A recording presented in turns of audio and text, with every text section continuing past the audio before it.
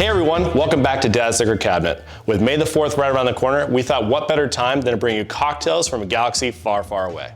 Whether or not you've been to Galaxy's Edge, we want you to experience Star Wars Day with these Star Wars inspired cocktails.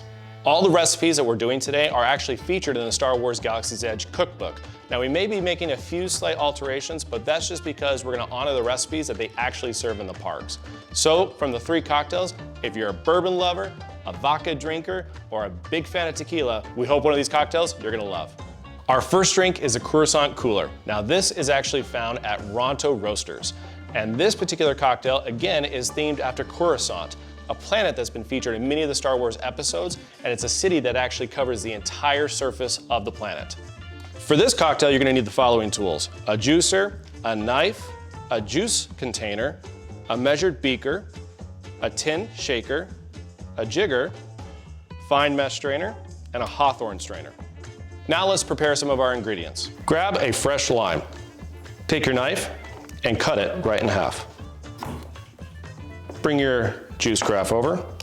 Your juicer, place the lime inside your juicer and squeeze over your juice carafe.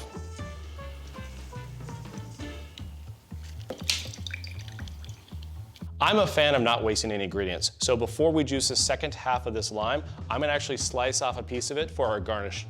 And we'll set this aside for later. All right, I just took that second part of lime and juiced the remainder inside the carafe. Now that we juiced our lime, now it's time to build our cocktail. We're gonna measure out 1 ounce of lime juice. We're gonna take that fine mesh strainer, put it on top, and pour that through to make sure we capture any kind of pulp that may have made its way through. Next, we're gonna pour in our pre-measured 3 ounces of cranberry juice cocktail.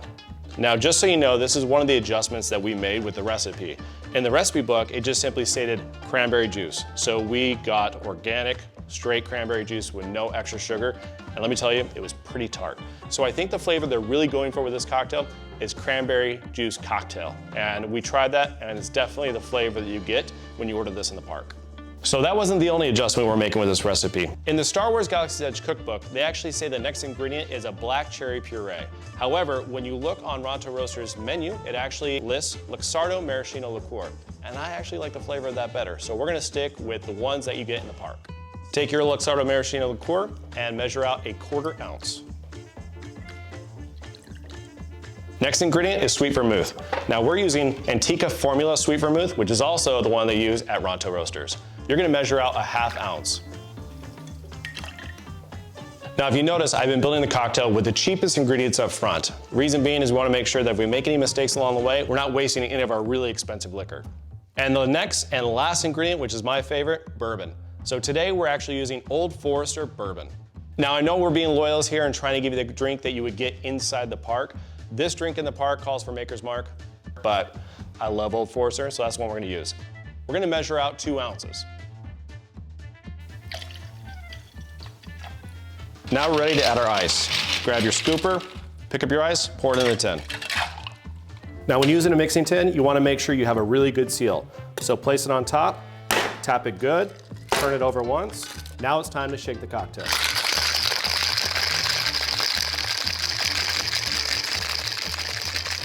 All right, free the top, loosen it up with the palm of your hand. I always like to shake out the excess to make sure I get all the good ingredients. Grab your hawthorn strainer, move to the side, and grab your cocktail glass. Now we're gonna put a large cube in this one. I thought it was kind of cool to do an ice sphere. Reminds me of the Death Star. Now we're gonna go ahead and pour the cocktail directly on top of your ice.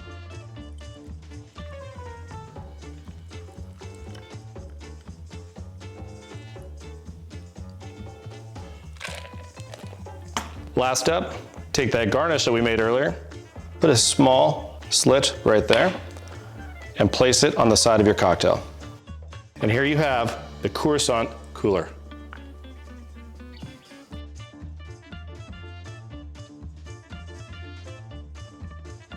This is really good. It's really refreshing. The flavors are all well balanced, especially with that Luxardo Maraschino Liqueur add. This really elevated this drink to a true craft cocktail. The next cocktail is gonna take us over to the swamps of Dagobah, and we're gonna be enjoying the Dagobah Slug Slinger. You can find this drink at Galaxy's Edge at Oga's Cantina. For this cocktail, we need the following tools: 2 kinds of juicers, juice carafe, knife, water beaker, fine mesh strainer, tin mixer, a jigger, and a hawthorn strainer. Now it's time to prepare our juices. Now, since this cocktail recipe only requires a 1/2 ounce of lime, I'm only gonna juice a 1/2 lime. Next, grab a fresh orange. I'm using a larger juicer here because of the size of the orange. You're gonna take your knife and again, cut your orange in half. Now we're looking for 2 ounces, so we're gonna actually juice the full orange. That should give us about 2 ounces. Now that our juice is prepared, go ahead and set those to the side. The next ingredient is 1 ounce of Dagobah Slug Syrup. Heard of that? Probably not. We're gonna meet Mike in the kitchen and he'll show us how to make that. So you need some Dagobah Slug Syrup.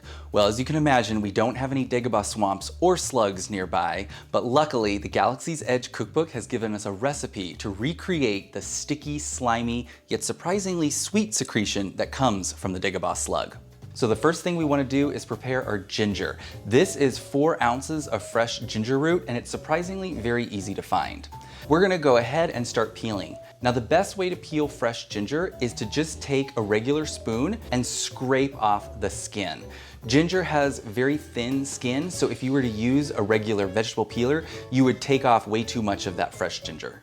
As you can see, ginger can be a little awkward to peel because of all these various knots you've got going on here. We're actually gonna be giving our ginger a rough chop, so if it makes it easier, you can just go ahead and break it at the knot.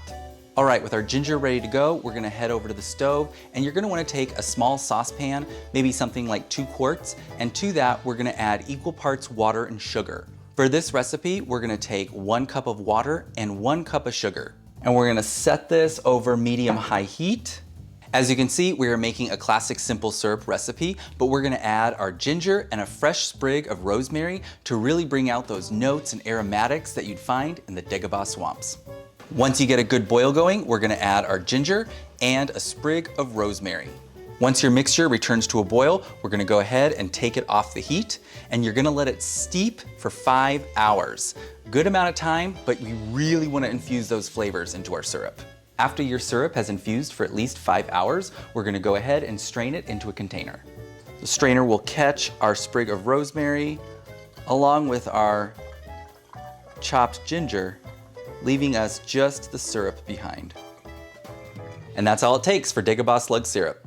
Now time to start building our cocktail. We're gonna start by measuring out a 1/2 ounce of the lime juice that we just prepared. Now that we have the measured lime juice, grab your fine mesh strainer, and we're gonna place it on top of our mixing tin and pour the lime juice through it. Now we're gonna keep the fine mesh strainer on top of the mixing tin because the next step, we're gonna measure out 2 ounces of the fresh squeezed orange juice. Now, as you can see, this is why we have a fine mesh strainer. There's a lot of pulp in there, and we wanna make sure that we are keeping that pulp out of our cocktail. I like to give it a nice little shake on the side of my hand, just kind of work in some of the juice. Next, we're gonna measure out our blue curacao. Now we're gonna use only a 1/2 teaspoon of the blue curacao. Now that we have our slug syrup ready, let's measure out 1 ounce. The next ingredient is 1 ounce of filtered water. And our last ingredient is tequila. We're gonna be using Patron Silver Tequila. You're gonna measure out 2 ounces. All of our ingredients are in the mixing tin. Now it's time to add some ice and shake the cocktail.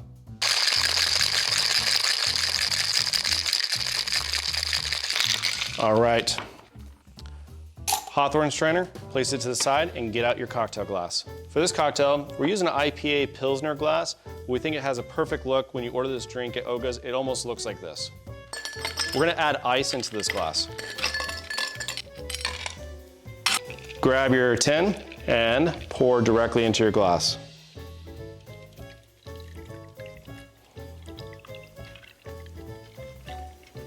Now the cookbook recommends rosemary sprig as the garnish, and I love that. Now it also says if you want some extra flair that you can toast it, well, I'm not gonna be responsible for any of you setting your house on fire, so we're just gonna place it into the glass. You grab your rosemary sprig, I like to open it up a bit, and then also brush the side of the glass so you get that herbal note and aroma, and you place it directly into your cocktail glass. Now because this is a tall glass, I like to add a straw. And here you have the Dagobah Slug Slinger.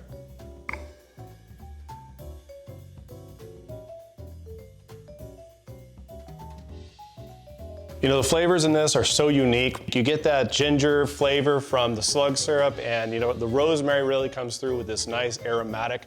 This cocktail, again, it's great, it's refreshing, and I think it tastes just like it does in Oga's Cantina. And now we're moving on to our last cocktail. We're gonna make the Akivan Liqueur. Now this cocktail is luxurious, it has a nice sweet syrupy flavor up front, but then it has a nice herbal lavender feel with grains of paradise really finishing off at the end. The great thing about this cocktail is that it's a batch cocktail. That means you get to keep this glass container in your fridge and enjoy it anytime you want. Now this cocktail is not gonna be prepared on a traditional bar cart. We're actually gonna move to the kitchen for this one. For the Akivan Liqueur, we're gonna wanna take a small saucepan. Now, to the saucepan, you're gonna add 1/4 cup of sugar, 1/2 cup of honey, 1 cup of water, 1/4 cup dried culinary lavender flowers. Now, these can be a little tricky to find, but we were able to find them on Amazon.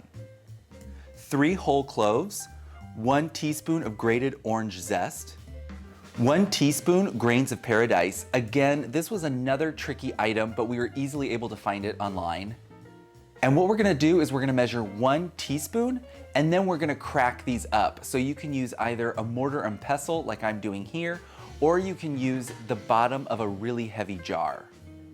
And we're gonna bring this to medium-high heat, and you're gonna wanna let it boil until the sugar and honey have dissolved.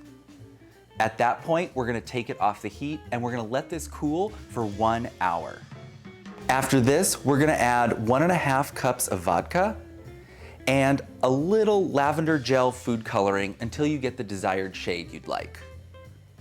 At this point, we're gonna transfer everything into a clean container, and you're gonna refrigerate this for 5 days. During this time, your mixture will steep and really develop all the flavors. And after your 5 days, you can go ahead and strain this into a clean bottle, and there you'll have your Akivan Liqueur ready to pour whenever you'd like.